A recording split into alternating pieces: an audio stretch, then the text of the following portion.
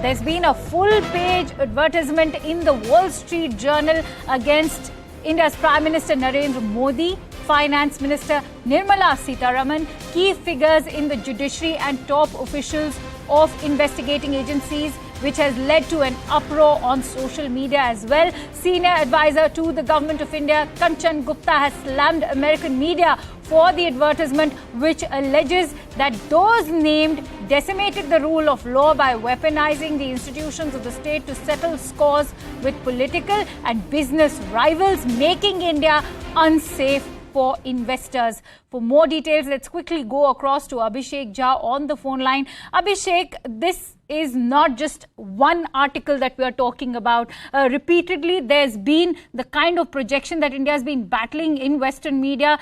Days ago, Spain's News Daily had used a caricature to talk about India's economy. We've seen the kind of articles that have come in the New York Times as well. Also, the timing of this is significant, as India's External Affairs Minister Dr. S. Jaishankar had also raised the matter as far as the entire narrative of India in Western media is concerned. Of course, Akanksha, and as you mentioned, Jaishankar's statement where he has clearly said that there are predictability in Western media as to what they're going to report on which issues and how are they going to give a spin or what would be their perspective on various issues. However, if you talk about the current issue, which is the full-page advertisement in Wall Street Journal, where it is the advertisement says that the rule of law is being decimated in India, and there are pictures of Finance Minister Nirmala Sitharaman and other key government functionaries, and that is clearly an anti-India campaign that has been given a full-page space in Wall Street Journal, and this is the government agencies sources are saying that this is apparently being financed and promoted by one of the key accused in Deva's money laundering case, Viswanathan, and he is behind this advertisement that is anti-India campaign.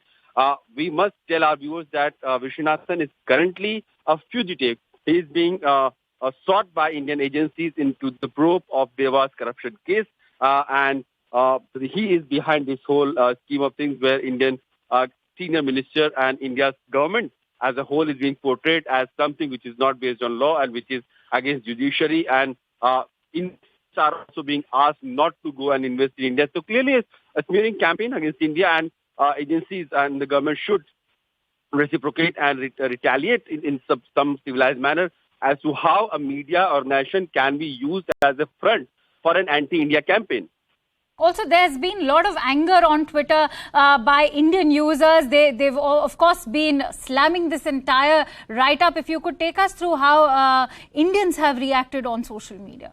Of course, there has been, like you mentioned about Kanchan Gupta, there have been other Twitter handles also, because we don't know exactly when this ad was published, but we know of almost like 48 hours that this news has been on social media. Various Twitter handles in India are trying to tell the audience that how this ad is a campaign against India and who are the people behind it.